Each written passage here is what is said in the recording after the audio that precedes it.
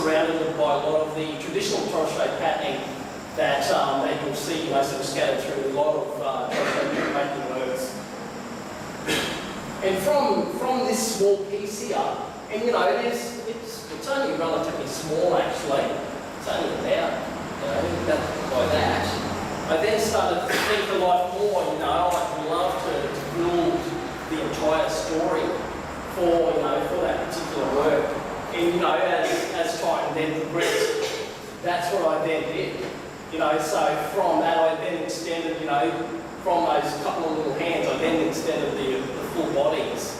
And I've always been interested, even as a young person, I've always been interested in the Vatican City and the Sistine Chapel. It's particularly the wonderful fresco about the creation of everything. That ruins the entire ceiling of this amazing church. And so I've always been interested in that and have built sort of stories around that. This work here again looks at the constellation of Tauge. And as you can see, the constellation itself is just tucked in the back here. Well, one of the interesting things about the Tauge constellation is one of his hands is actually the Southern Cross, which ties in, a lot of, I suppose, navigational, sort of major things for both the Torres Strait people, but also, people globally as well.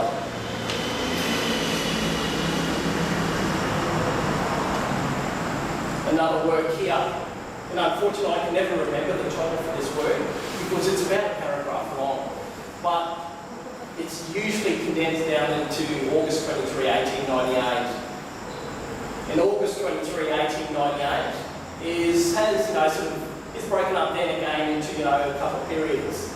August 23 being my birthday, and then 1898.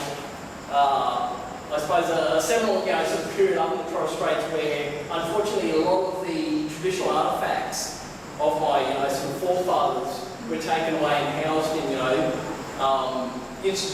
ethnographic, sort of anthropological institutions throughout Europe, throughout sort of Britain, places such as this.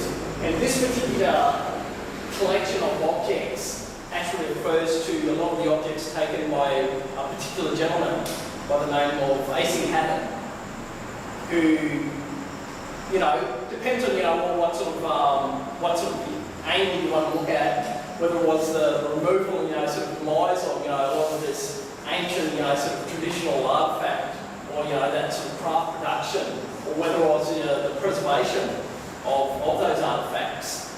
It's hard to tell really, but, you look over this, and it's supposed to be a tabletop just literally scattered with all these implements and artifacts and things like that. So you'll have wooden sort of masks, you've got pearl shell pendants, smoking pipes, and other sort of bits and pieces. But you start to look in a little bit further.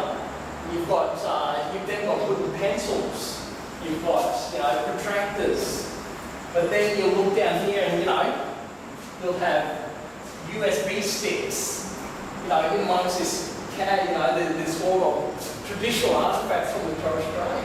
And that's me then, sort of stamping my quirkiness, my personality on a lot of my artworks. And you'll often, sort of find a lot of these, really bizarre images, sort of scattered somewhere across my artwork, which reference, me as a person. And just the joy of art making and the laughter that I love to bring to everything. And again, this looks at just purely spears that have been thrown on a lace sort of tabletop. But then you look, sticking in the top, you've got references to the taser gun, set against all of these traditional spears, Torres Strait spears.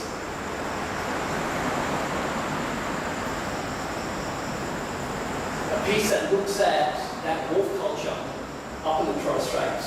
This particular work here called Three Fishermen and a Lamborghini.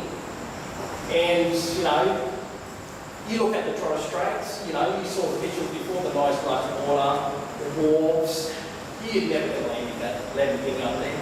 And, you know, it's again me stamping, you know, a lot of my personality directly into my own prints. And, you know, there's often a lot of life that happens on these wharves. And, you know, there's always a lot of vehicle activity as well. And I thought, you know, most of the time it is, you know, sort of things like Toyotas and, you know, that sort of style of four-wheel drive. And I thought, you know, geez, why not, you know, sort of throw something in there that will be totally, you know, sort of left field to everything up the Torres Straits. And that's why I went with the Lamborghini. Maybe, you know, sort of secretly yearning that, you know, but I want a Lamborghini. Who knows? Who knows? And again, you know, the use of the classical body, the naked male body, it's, you know, it's always been used right throughout history. So it's me, I suppose, reinvigorating or looking at that use of that male figure again. And, you know, this time he's basically just, you know, sort of perched on a wall, these three gentlemen, one holding a spear, one holding a handline, and the other holding a cast stand. But again, it has the connections back to, you know, back to the Renaissance-based works, back to the works of, you know, Leonardo da Vinci and Michelangelo, back to the Sistine Chapel, and a lot of the architectural, I suppose, nuances, you know, in a lot of that sort of style of work. And again, use of, you know, that wharf culture, and this time, you know, it's a seated, you know, sort of male figure. His face, you know, sort of covered by the turtle shell mask that reflects, you know, the use of that marine industry to hide, you know, often the dances of, you know, a lot of these secret and sacred performances and things like that. But, you know, sort of touch on his hand, he's got his good old bucket of fish. So he's just, you know, sort of finished fishing for the day, and he's contemplating life, sitting on his esky. And then you'll notice with a few of the prints upstairs there, you'll notice this symbol here.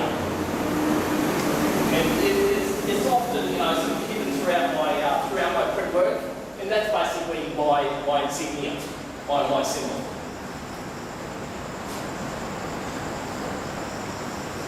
And again, this work here, when I spoke about the joining of the two fingers, you know, that yearning to build that bigger, grander, you know, sort of narrative. This is the two hands right there.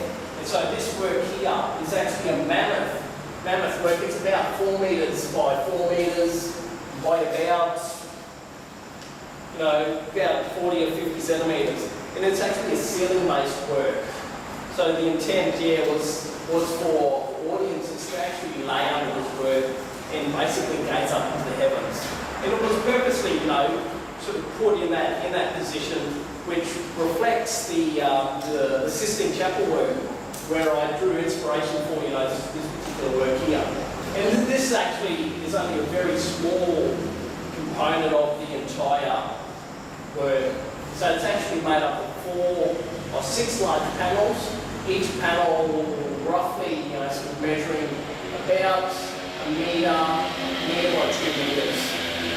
So it's composed of these 2 large sculptural friezes that sort of sit on one of the sides, and then 4 large panels of this of lino cut, reflecting all the imagery, I suppose, within those couple of panels in that fresco.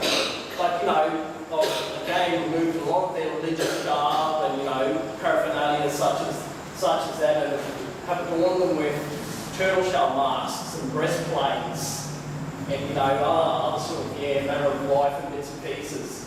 So, you know, this work here, up in the heavens, the gods contemplate their next move. And if you look at, you know, start to pull apart that title, you then sort of start to look at, look through the work, and you'll notice sort of elements of play, elements of strategy with the use of, you know, sort of chess pieces there. You've got wonderful, you know, sort of connections back to back to, sort of science and, the art of inventing, back to people such as, Leonardo da Vinci. You've then got references to satellites, and again, the Tungate constellation makes an appearance in this work here as well. And, it also references my love of, folding paper and origami and, paper planes.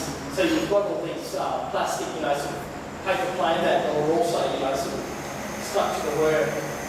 And then, that element of the puzzle, of that, the joys of playing with the good old Rubik's Cube there as well. So I'm often, bringing in all these, sort of elements, no matter how bizarre they seem, all into the one work. And, with this particular work here, I started with, the inspiration for the system, from that Sistine Chapel work. And then, meticulously, sort of planned out where, sort of figures would sit within their whole, sort of composition of the work. And I then started to carve. But, as I started to carve, I then sort of started to think about, I suppose, the overall, subject matter or thematic, sort of running throughout this work here. I then started to think about the use of, I suppose the warring between good and evil, and yeah, just literally would include, a lot of these elements. So you've got things that then refer back to, I suppose, that more contemporary look at the fight between good and evil. And this work here has things like the classic, X-Wing fighter from Star Wars here. And tucked under one of the arms of, the Jesus figure over on the right there is actually the Death Star, just playing off, a lot of those balances, that are scattered right throughout history.